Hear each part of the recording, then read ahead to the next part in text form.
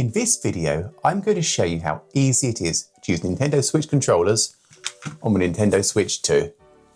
To connect the controllers, go to the home screen, select the settings icon, scroll up to controllers and accessories and press change controller grip order.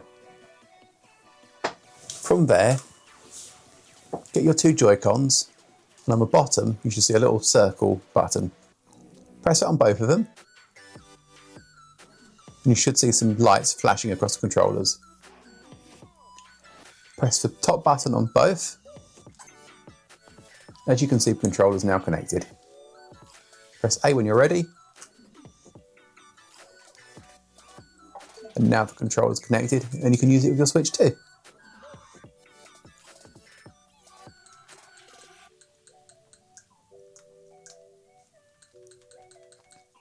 I hope you found this video helpful.